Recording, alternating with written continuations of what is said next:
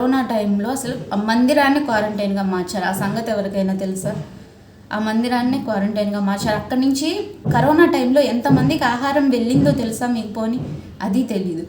మొన్నటికి మొన్న విజయవాడలో వరదలు వస్తే ఇక్కడి నుంచి ఆహారం తీసుకెళ్ళి సరఫరా చేశారండి. మరి ఆయన కూడా అనుకోవచ్చు కదా, క్రిస్టియన్స్కే చేయాలి, హిందువులకి చేయకూడదని. అలా ఏం ఆయన అనుకోలేదు. అందరూ నా వాళ్ళు, అందరూ.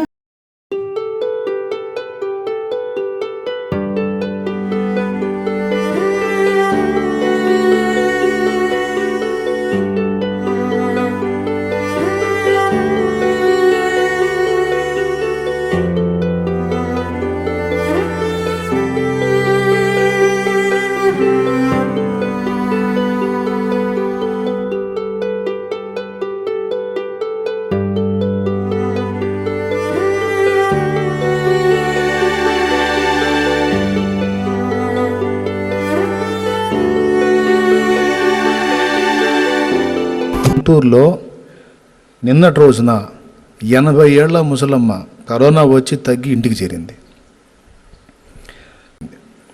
ఇట్లాగ బోల్డ్ అన్ని కేసులు ఉన్నాయి తగ్గి ఇళ్ళకు పోయిన వాళ్ళు. ఇప్పుడు వాళ్ళ గురించి చెబితే ఆల్రెడీ ఆ వ్యాధికి సోకిన వాళ్ళు కొంచెం ధైర్యం తెచ్చుకుంటారా కదా. ఒకవేళ కొత్తగా ఎవరికన్నా వచ్చినా కూడా వాళ్ళు ధైర్యంగా ముందుకు వచ్చి, అయ్యా నాకేందో అనుమానంగా ఉంది, తీసుకెళ్ళి చూడండి అని అంటారు కదా. మీరన్నా సామాన్యులన్నా ఇతరులకు పరిచయం చేయండి. ఏమని అంటే భయపడాల్సిన అవసరం లేదు, దాని గురించి ఏదో గుండెలు బగలు కొట్టుకోవాల్సిన అవసరం లేదు. ఇదిగో శాలేమన్నయ్య వినిపించారు, ఆ బలహీనత వచ్చి తగ్గి క్షేమంగా ఉన్న సోదరి స్వరం కూడా మేము విన్నాం. నేను ఆ బిడ్డకి బలహీనత వచ్చిన రోజు నుంచి తెలుసుకొని ప్రతిరోజు తనకు ఫోన్ చేసి ప్రార్థన చేసి ధైర్యపరిచి, నేను కేవలం ధైర్యమే చెప్పాను. ఏ రోజుకి ఆ రోజు ఆమెతో మాట్లాడాను. చక్కగా ఆమె ఈరోజు ఇంటికి చేరింది, హాయిగా తన ఇంట్లో ఆరోగ్యంగా ఉంది. తనతో పాటు మరో 33 మంది పైచిలకు బయటకు వచ్చారు బాగుపడి. అంతకు ముందు రోజు ఒక 45 మంది దాకా బాగుపడి బయటకు వచ్చారు. Praise the lord. దేవుని పేరిట మీ అందరికీ వందనాలు. ఇప్పటికి ఇన్ని రోజుల నుంచి ఇలానే కొనసాగిస్తున్నారు, కానీ ఇది ఆపటం అనేది ఉండదా? మల్లెపూలు అన్నాడు, మల్లెపూలు పెట్టుకున్న వాళ్ళు అన్నారు. ఇంకెన్ని రోజులు సాగదీస్తారండి? ఈ మీడియా వాళ్ళకు కూడా బుద్ధి లేదా? కూర్చోబెట్టి అసలు ఈ మీడియా వల్ల రెచ్చగొడుతున్నారనమాట ప్రజల్ని. ఆయన అన్న ఒక మాటను తీసుకొని ప్రజల్ని కూడా రెచ్చగొడుతున్నారు.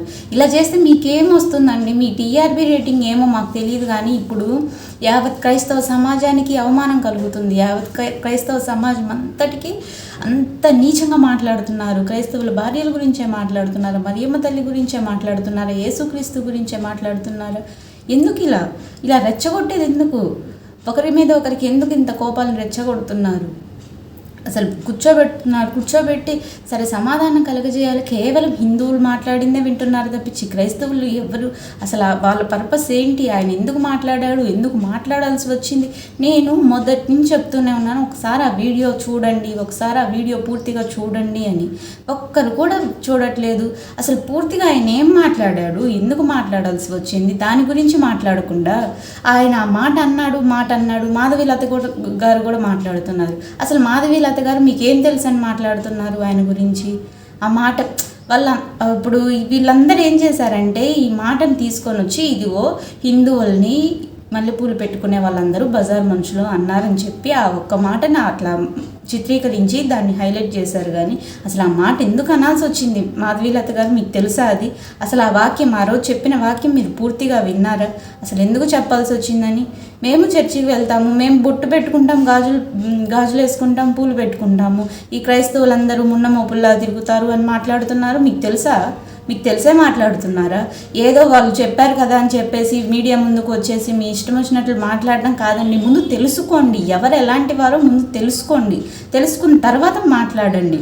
పిల్లల్లో పూజలను ఏ విధంగా అయితే భావిస్తారో అలానే మా చర్చిలో పాస్టర్లను కూడా మేము ఆ విధంగానే చూస్తాం. అట్లాంటిది మా చర్చి పాస్టర్ల భార్యల గురించి మాట్లాడుతున్నారు. అదే క్రైస్తవులు అలా మాట్లాడితే ఎవరైనా ఒప్పుకుంటారా? దాడులు కూడా చేసేవాళ్ళు, దాడులు చేయటానికి కూడా సిద్ధపడేవాళ్ళు. కానీ ఎవ్వరు కూడా అలా మాట్లాడలేదు. ఇప్పుడు మీరు మాట్లాడుతున్నారు, క్రైస్తవులు మాట్లాడుతున్నారు. మీ మాటలకి వాళ్ళ మాటలకి ఎంత తేడా ఉందండి? హిందూ ప్రజలు ఎవరైనా, హిందూస్ అయితే ఈ వీడియో చూస్తున్నట్లయితే ఒకసారి ఆలోచించండి. ఒక్కసారి మతం పక్కన పెట్టి మనిషిగా మీరు కూడా ఆలోచించండి. ఇటు హిందువులు మాట్లాడుతున్నారు, అటు క్రైస్తవులు మాట్లాడుతున్నారు. వాళ్ళ మాటలకి వీళ్ళ మాటలకి ఎంత వ్యత్యాసం ఉంది. హిందువులు ఎలా మాట్లాడుతున్నారు, అలా పచ్చి బూతులు మాట్లాడుతున్నారు. క్రైస్తవులు ఎలా మాట్లాడుతున్నారు, మీరు మాట అంటే మాటకు మాట సమాధానం చెప్పటం కానీ నోటికి వచ్చిన బూతులు మాట్లాడడం సమాధానం కాదది. అలా పచ్చి బూతులు మాట్లాడుతున్నారే, మీకు మనస్సాక్షి లేదా? మరి సనాతన ధర్మం అంటున్నారు, ఓకే, సనాతన ధర్మంలో ఇదేనా నేర్పించింది చెప్పండి. హిందువులుగా మీరు ముందు మనిషిగా, హిందువులు క్రిస్టియన్స్ ఈ పక్కన పెట్టేసి మనిషిగా ఆలోచించండి, మనస్ఫూర్తిగా ఆలోచించండి. అరే మరియమ్మ తల్లిని అట్లా మాట్లాడుతున్నారు, క్రైస్తవుల భార్యల గురించి అలా మాట్లాడుతున్నారు, వాళ్ళు మనకు చేసింది ఏంటి? ఇప్పుడు ఎక్కడైనా చూడండి, క్రైస్తవుల్ని హిందువులు దాడి చేశారు, కానీ హిందువుల మీద క్రైస్తవులు ఎప్పుడైనా దాడి చేశారా? వీళ్ళు సువార్త చెప్పడానికి వెళ్తే వీళ్ళని కొట్టారు, కానీ హిందువుల మీద ఎప్పుడైనా క్రైస్తవులు దాడి చేశారా? ఒక్కసారి మనసున్న వాళ్ళైతే ఒక్కసారి ఆలోచించండి. మణిపూర్లో దాడులు జరిగింది, దాని గురించి ఎవరు మాట్లాడలేదు. క్రైస్తవుల మీద దాడులు జరిగింది, దాని గురించి ఎవరు మాట్లాడలేదు. ఇప్పటికీ ఈ రోజుకి కూడా ఎన్నో చర్చిల్లో కానీ క్రైస్తవుల మీద కానీ దాడులు జరుగుతూనే ఉన్నాయి. సువార్త చెప్పడానికి వెళ్ళిన పాస్టర్ల మీద కూడా దాడులు జరుగుతున్నాయి. దాని గురించి ఎవరు మాట్లాడరు.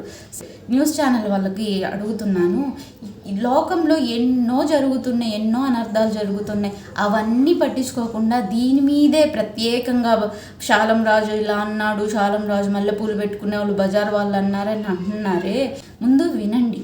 అసలు ఆయన ఎందుకు చెప్పాడు? ఆయన సంఘంలో వచ్చే వాళ్ళకి, స్త్రీలకి ఇలా నడుచుకోండి అని చెప్పడానికి ఒక ఉదాహరణగా చెప్పాడే తప్పించి ఆయనే మనఃపూర్వకంగా హిందూ స్త్రీలని కానీ మల్లెపూలు పెట్టుకునే వాళ్ళని కానీ కించపరిచి మాట్లాడలేదు.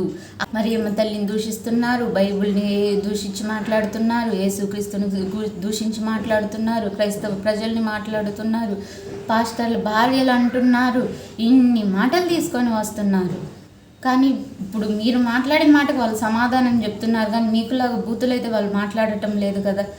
ఇది తెలియని వాళ్ళు ముందు ఇప్పుడైనా తెలుసుకొని నిజాలు ఏంటో తెలుసుకోండి, ఎవరు ఎలాంటి వాళ్ళు తెలుసుకోండి.